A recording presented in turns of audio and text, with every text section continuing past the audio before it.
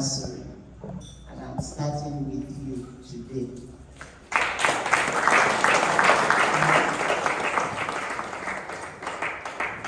I'm not just doing this for the sake of mentoring, but I'm doing this to ensure that women lawyers are properly equipped for the practice of law. It saddens me in court when most women come to court just to take adjournment. We are made for more than taking adjournment. It also saddens me that when women marry, they feel that because of marriage, they can do nothing else. That is not the will of God for us. The woman in Proverbs 31 was a hard-working woman. It also saddens me that we use our children as an excuse not to work. There is nowhere in the Bible it is stated that when you start having children, you can't work. So the idea is that we must try to balance our activities and then become perfect women. We may not get to the perfection we want, but we can at least achieve 80% balance. So these 2 days we are going to talk to you to see how you can improve your capacities as lawyers. In the profession, they say there is no woman. So we must endeavor to show them that there are women because women are better than men. Apologies. So we must show them what we are capable of doing. So I welcome you all. I joined the chair of FIDA, and I thank FIDA River State for giving me the platform to do this. And I thank those who have agreed to support me. Inime, thank you very much for all the encouragement. Certainly, thank you for pushing me. Lolia, I thank you. Where is Oroma? Thank you very much. And Abijah, welcome to my club. God bless you. Please, a round of applause. This is a dream and a vision from God. This is an answered call. You don't have to be at the pulpit to answer the call. You can answer the call in your profession. This program, as the Lord has said, is to ensure that women lawyers are properly equipped for the practice of law. It is to improve our capacities for us to strive for balance in our seeming busy schedule. And finally, I'd like everyone to say, we are made for more. We are made for more. A round of applause for yourself. We are made for more.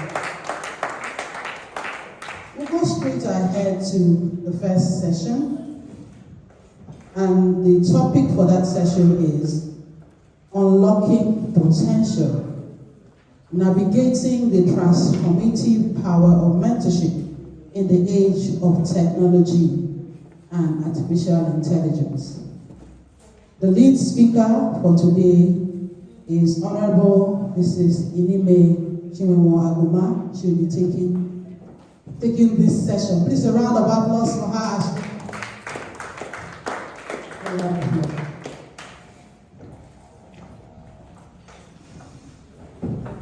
Good afternoon.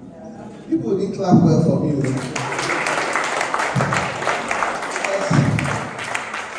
Before I came down, I said to Justice E.N Thompson, I call her Auntie Elsie. I said, I don't know how you put me on this spot, but I'm happy to be here. My Lord, the Honorable Justice E.N Thompson, the Chairperson of the International Federation of Women Lawyers, and her Vice Chair, Your Worship, Inime Brown, let me recognize all the resource persons, starting with Chief Eze Woku, and my brother and callmate, Udekong Udofia. Let me recognize my sisters of FIDA, Nigeria, River State Branch. I see some young men here. I believe they are the ones I saw on Facebook that work with FIDA, right? You see, AI is doing what? Social media is working. But for social media, I don't know that they are working with FIDA, Nigeria, River State Branch. Well, I've been asked to speak on the topic, unlocking potential, navigating the transformative power of mentorship in the age of technology and artificial intelligence. We must admit to ourselves that things have moved on, right? There has been changes in everything, even in the way forms are filled, the way registrations are made, the way you do your banking is no longer the same. And those that have refused to be compliant, what happens to them? They are left behind. If you say you don't do internet banking, when there's an emergency that should move you forward, what happens? You are left behind and you lose that opportunity completely. People like us were hesitant, we were suspicious, but when we saw everybody moving forward, we had to join. In our rapidly evolving society today, the advent of technology and artificial intelligence is reshaping industries. Let me take the honor of recognizing the presence of Your Worship. Okay, you're welcome. I called him by his first name because I'm familiar with him. We worked on the family court rules together. So AI is reshaping industries and redefining the very fabric of our professional landscape. In our profession, we see all the changes. You attend meetings by what now? Zoom. Unlike before, you must be physically present. You know? So those are the things that are changing. You sit in the comfort of your office and you file your court processes, isn't it? You sit there, you belong to a section of law in the MBA, you attend courses, you get your credit legal points. Isn't that so? So these are things that are changing. You also pay your dues via internet banking and you get response. Do you see the amount of information you get now when you register for MBA conference? Before the conference, you get over 50 correspondences. And any number assigned to you works, isn't it? And what does all of that do? It saves time and energy. Every area of human existence, including the legal profession, steeped in history and age-long practice, has witnessed the emergence and incorporation of transformative digital tools.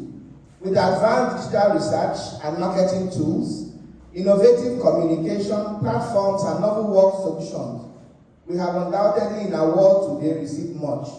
Therefore, much is likewise required of us, both in terms of the quality, the delivery, and magnitude of our output, with great potential to do more.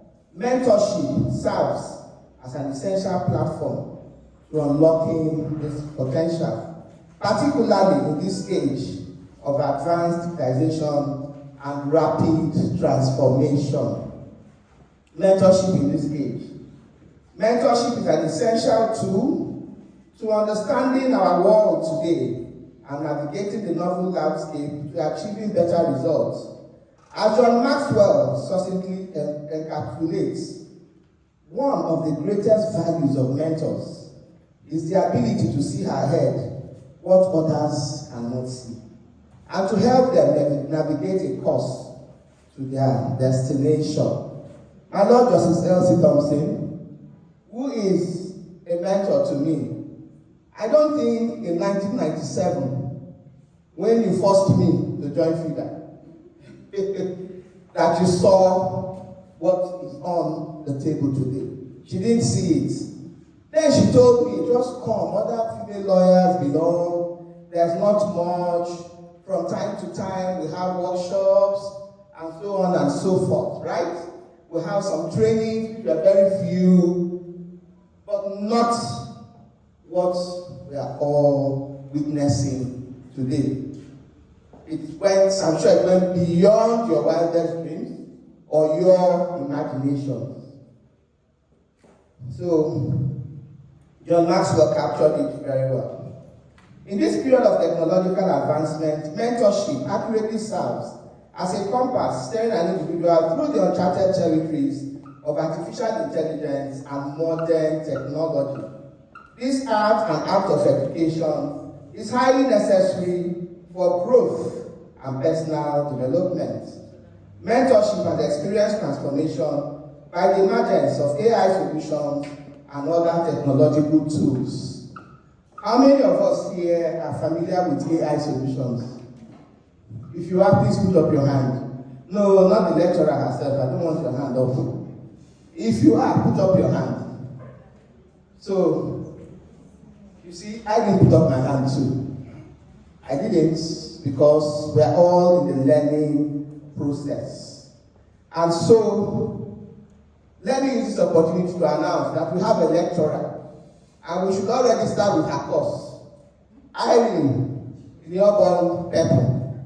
Because I see all the things you're doing on Facebook, and I haven't registered, but I should, so that we know how to use artificial intelligence to our utmost advantage, right? You cannot be a mentor when your mentee has left you. Eh? Do you understand what I'm saying? You can't be a mentor when your mentee has moved on. He's able to be very creative, he's able to collect data, store something, and then the thing begins to direct people on what to do, give people information that, you cannot imagine. So, this training today is good for all of us, and for those of us that have not met up with the demands of today, you soon hear one up. Benefits: increased accessibility. Digitalization has enabled increased access for mentors and mentees. Challenges occurring due to geographical barriers have been resolved through the provision of communication tools such as Zoom, Google Meet, WhatsApp, and other virtual communication platforms. How many of you in the last 2 years have participated in the parallel event of FIDA International at the CSW? Participating from Nigeria, how many of you registered and participated? Yes. You didn't have to go to New York. Even this year, you don't have to go to New York, right? You just register. On the day of the activity, check the time. What is important is to know what time it will be in your own country.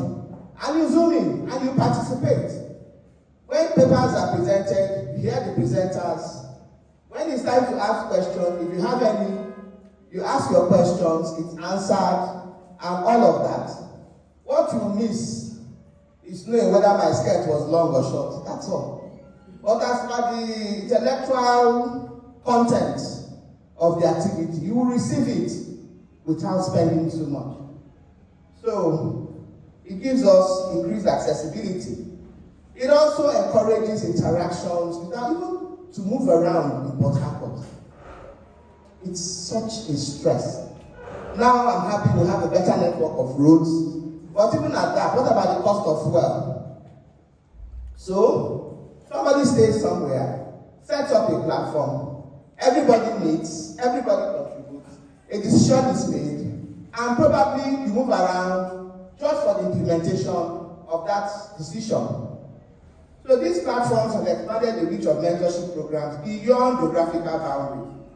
Mentors and mentees can connect and engage in meaningful discussion regardless of their physical location.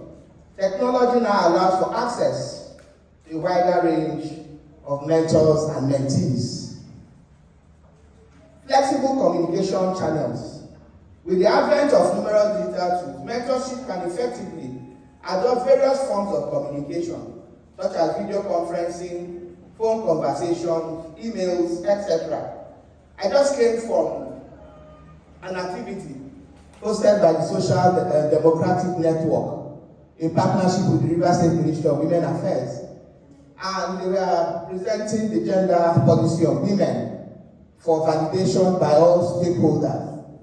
I had not seen it before today, but once we were there, before they started the presentation of the policy, it was sent to my email. That gave me 10 minutes at least to see what was going to be presented. The email solved the problems of my asking myself, what am I doing here? I don't even understand what they're saying. You understand what I'm saying? It's like if I had sent this paper to you before now, you'll be ready for me with questions. These solutions enable the mentors and mentees still connect in real time whilst accommodating their diverse schedules and preferences. Sometimes when we have Zoom meetings, some people are cooking. If the camera turns on, you see them cooking, but they are contributing effectively, right? Some are doing so many things, but and then you know the problem of you shut down from work, or you cannot even engage in a Zoom meeting during hours of work. Some other person can. What happens? 8 in the night, 9 in the night, we converge on Zoom, have a meeting. So there's flexible communication channels. Improved assessment. Artificial intelligence has advanced the entire process of mentoring in this stage. Through the engagement of AI-powered tools at the beginning, the mentee's information can be assessed in order to pair her with the most suitable mentor based on compatibility, expertise, and availability. I have my reservations about this, but it's something that is done. And from my research, it's been happening. For instance, let's take FIDA River State branch. Okay? You know the strong points of the various lawyers that make up the branch that are in that mentor cadre. You highlight what their strong points are. You store it in your database, right? Then you have someone that's looking for a mentor. If she does a research and starts from the first name to the last name, she would, from their biodata, their qualification, their activities, their passions, she would know whom she wants to be her mentor. Do you understand? So that's what this is saying. You're able to assess, you're able to make a choice, and even a mentor that wants to mentor other female lawyers would also know the category of persons that they want to mentor. Like I know that assessment was taken into consideration before the chairperson chose the participants at this workshop. You understand? But imagine where all your biodata was together and it was gotten from the FIDA website. Perhaps the 100 system would have been able to assess whom she wants to participate in this workshop. Of course, she will say, okay, chairperson, this person, that person, the other person has such qualifications, is interested in litigation, and has also been litigating for women's rights. You understand the kind of database we should build, and then the choices and assessments are made. Furthermore, in the ongoing mentoring process, AI solutions and other digital tools can be utilized to track and analyze progress. The mentor-mentee, now working with results to analyze data, can therefore provide better insight on the mentee's challenges or current hurdles. Through AI-driven assessment tools like quizzes, surveys, and performance assessment, the mentee's skills and competencies can be properly evaluated.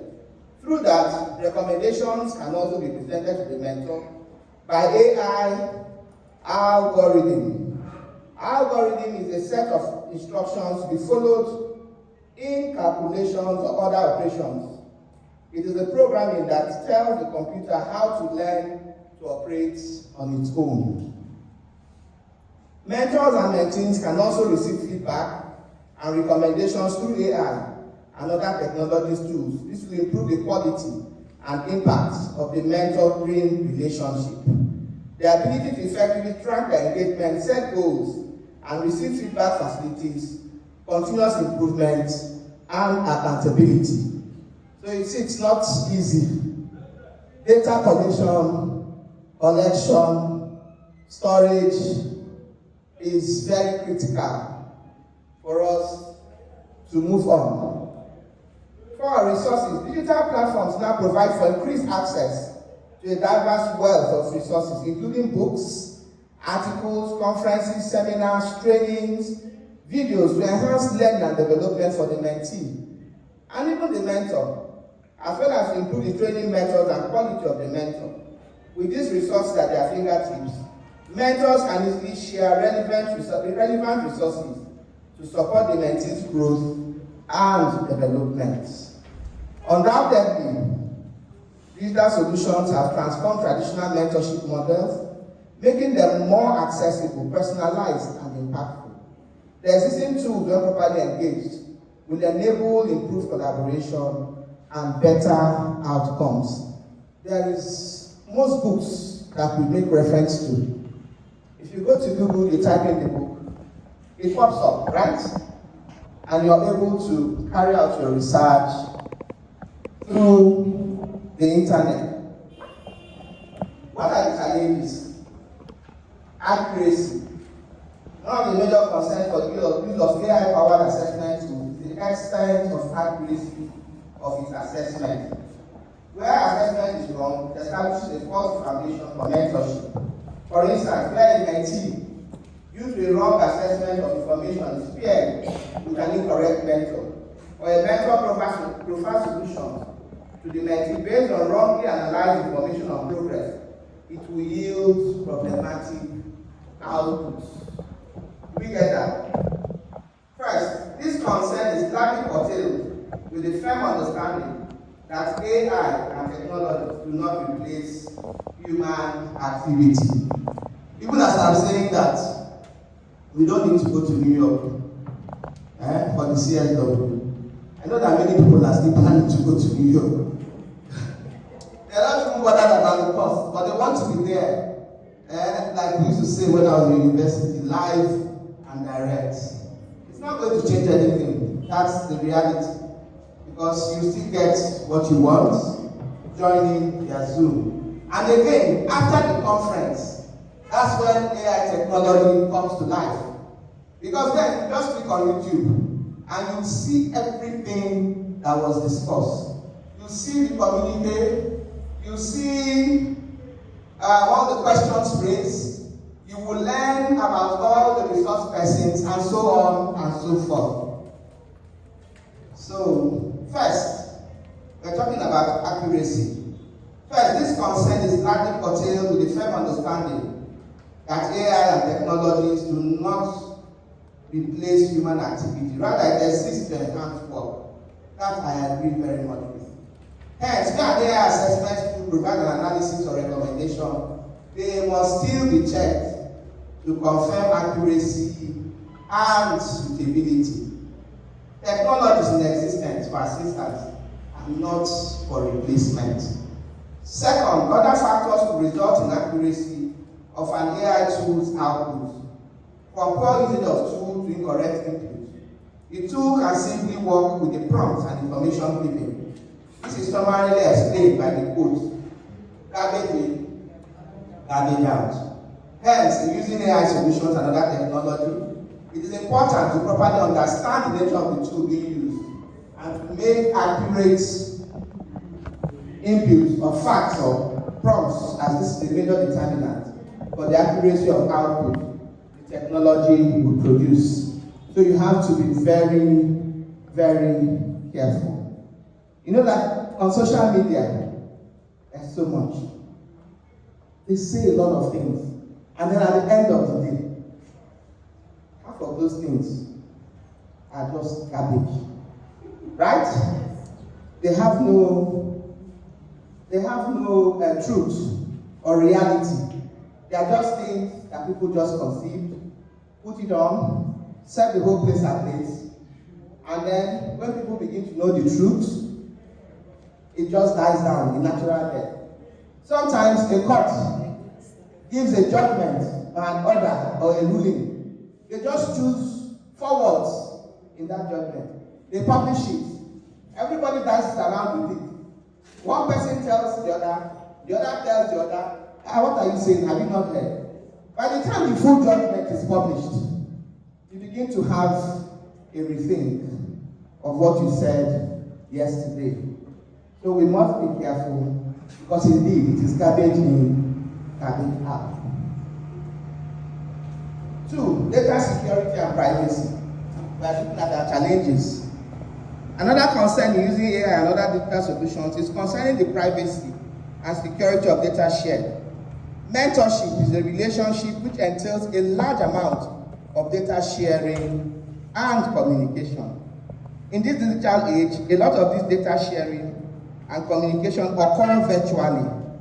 Furthermore, with the introduction of AI solutions, information is also submitted in the prompts to generate data-powered insights and personalized recommendations. There are therefore increased risks of data and privacy breaches. That occurs all the time. To curb this risk, the mentor-mentee must undertake due diligence. It is the responsibility of the mentor and mentee to properly investigate and verify the level of privacy and security in the sharing platforms. Let me just take something as simple as our WhatsApp. You see what happens from time to time. You're in a group, right? Somebody's account gets hacked. What happens? The hacker gets access to everyone, and we start running away from the platform. That's what they happen on that platform. In fact, it's happened so many times. When you have to shut down and then you reopen. But sometimes they actually get to us. They got to me once. You know? So these are the things we must guard against. And so many other features that support sharing of information. The third one I'm going to look at is lack of human connection. A third concern raised with regards to the use of technology in mentorship is the lack of human connection. The traditional mentorship models provide for face-to-face on-site interaction, while technology provides for various other communication methods. I don't know which of you here has been involved in our FIDA mentorship activities. I know that Justice Thompson has held some activities. Is there any of her mentees here? Is there anyone? Okay, you're here. Good. Please stand up. Just for a second. So, you've had the physical interaction with her. Okay. If she decides to move on to Zoom meeting or WhatsApp or video conferencing, how do you feel about that?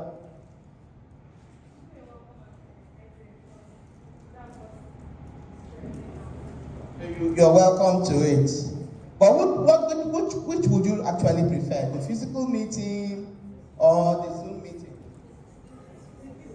The Zoom meeting is without item 7. The Zoom meeting is also without the lovely gifts. I know my sister always gives. So, you see what we are struggling with, right? But there are advantages. Please sit down. But there are advantages of going for the Zoom meeting. There are also advantages of the physical meeting. You know, sincerely, even after the physical meeting proper, the formal meeting, there's time to talk. There's time to discuss other issues, other problems. There's time to get your mentor to a corner and really tell her some of the issues that you have that you didn't want to discuss in the open. But you know what?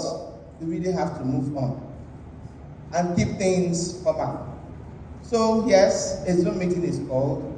Yes, the mentorship meeting is held, mentor-mentee meeting. You can still later make other arrangements. You understand? To suit other issues that you have. That's my take on it.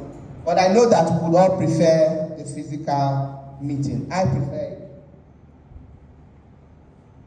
Furthermore, data security and privacy risks could also occur where the person's privilege to their information shared do not hold them in confidentiality.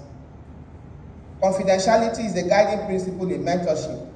This aids an enabling environment for the mentoring relationship to thrive and yield positive results. Where there are concerns of data breaches, much will not be shared between the parties. This is just what I just referred to before. When everybody's on a platform, how do you share private information? But like I said, you can always go back and share that. So you as the mentee, don't bring up anything that you consider private in a general Zoom or video conferencing meeting. Don't do that to yourself. Later you can go back to your mentor and discuss those issues. A third concern raised with regards to the use of technology in mentorship is the lack of human connection. I think I've done this. Thank you. So, our approach and interaction with these tools greatly determine how much we can actually gain from them. Where our mindsets are opposed to the possibility of gaining impactful mentorship through the use of digital tools, our output will be influenced by our mindsets.